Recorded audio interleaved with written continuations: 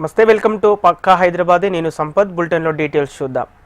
గోషామహల్ పరిధిలోని చాక్నివాడలో 5 అంతస్తుల బిల్డింగ్ కుంగిపోయింది. పక్కన మరో భవన నిర్మాణం కోసం పిల్లర్లు వేసేందుకు గుంతలు తవ్వుతుండడంతో పెద్దగా పగుళ్లు వచ్చాయి. ఎప్పుడు కూలిపోతుందో తెలియక స్థానికులు భయాందోళనకు గురవుతున్నారు. బిల్డింగ్ కుంగి గుంటలు గడుస్తున్నప్పటికీ ఉన్నతాధికారులు ఎవరూ ఘటనా స్థలానికి చేరుకోలేదు. స్థానిక పోలీసులు తాత్కాలిక చర్యలు చేపట్టారు. కుంగిన భవనం దగ్గర నుంచి మరింత సమాచారం మా ప్రతినిధి ప్రియాంక అందిస్తారు.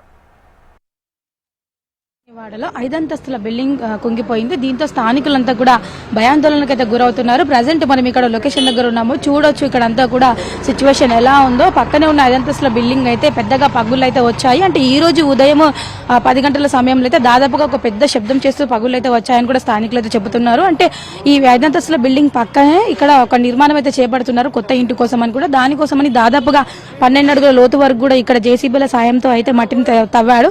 సో ఈ తవ్వేటప్పుడు కూడా పక్కనే ఉన్న 5 అంతస్తుల బిల్డింగ్ ఏదైతే ఉందో దాని బేస్మెంట్ కూడా ఒక్కసారిగా కదిలినట్టు అవ్వడంతో కూడా ఇక్కడంతా కూడా బిల్డింగ్ అంతా కూడా డిటాచ్ అయినట్టుగా అయిపోయింది. దీంతో పగులు అయితే వచ్చాయని కూడా స్థానికులు అయితే చెబుతున్నారు. సో పక్కనున్న బేస్మెంట్ ఏదైతే ఉందో ఈ తవ్వకాలు చేపట్టేటప్పుడు కూడా ఒక్కసారిగా జేసీబీలు అంతా కూడా మట్టిని తవ్వే సమయంలో అయితే ఈ పక్కనున్న బేస్మెంట్ అంతా కూడా కదిలిపోయి బిల్డింగ్ అంతా కూడా కుదుపులకు గురై ఇలా పగులు అయితే వచ్చాయని కూడా స్థానికులు అయితే చెబుతున్నారు. సో మొత్తానికైతే ఇక్కడ సిచ్యువేషన్ అయితే భయాందోళనకి గురయ్యారు. ఎప్పుడు ఎక్కడ ఏ ప్రమాదం జరుగుతుందో కూడా తెలియని పరిస్థితి అయితే ఉంది. ప్రజెంట్ అయితే ఇక్కడ మనం బిల్డింగ్ చూడొచ్చు. సో బిల్డింగ్ లోపల ఉన్న వారంతా కూడా వెంటనే సురక్షిత ప్రాంతాలకు అయితే తరలించారు. ఇక్కడ వెంటనే స్పందించిన స్థానికులు కావచ్చు, అలాగే ఈ వెంటనే స్పందించిన పోలీసు అధికారులు కూడా వెంటనే తాత్కాలికంగా అయితే ప్రస్తుతానికైతే చర్యలు చేపట్టారు. కానీ ఇంతవరకు అయితే ఉన్నతాధికారులు కావచ్చు, జిహెచ్ఎంసీ అధికారులు మాత్రం ఇక్కడ ఎటువంటి చర్యలు చేపట్టాలని కూడా స్థానికులు అయితే ఆవేదన వ్యక్తం చేస్తున్నారు. మరోవైపు చూసుకున్నట్లయితే కూడా ఈ 5 అంతస్తుల బిల్డింగ్ ఏదైతే ఉందో సో ప్రజెంట్ ఇదైతే దీని లోపలైతే ఇప్పుడైతే ప్రజెంట్ అయితే ఎవరు లేరు. నివాసితులందరినీ కూడా సురక్షిత ప్రాంతాలకు వెళ్లాలని కూడా స్థానికంగా పోలీసులు అయితే సూచించడం జరిగింది. లోపల వారి సామాగ్రి అంతా అలానే ఉంది, కానీ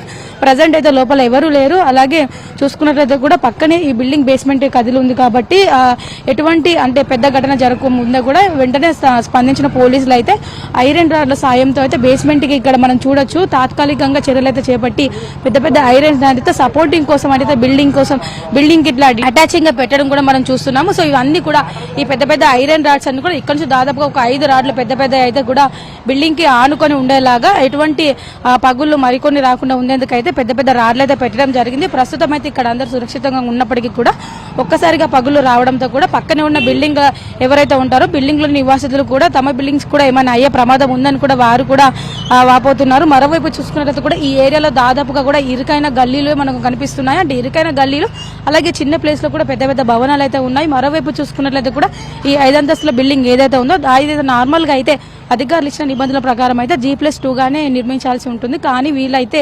G+4 గా అయితే దీన్ని నిర్మించారు. ఇది కూడా ఒక రీజన్ అని కూడా చెప్పొచ్చు ఇది కుంగిపోవడానికి. సో చిన్న ఏరియాలోనే కూడా ఇంత పెద్ద భవనం కట్టడం కూడా ఇది కుంగిపోవడానికి ఒక రీజన్ అని కూడా చెప్పొచ్చు.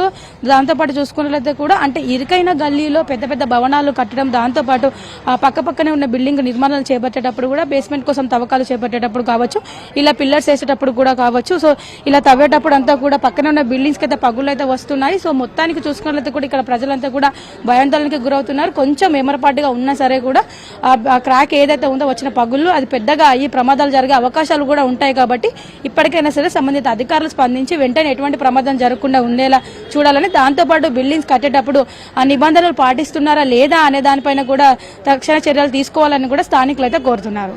వీడియో జర్నలిస్ట్ రవితో ప్రియాంక, HM TV.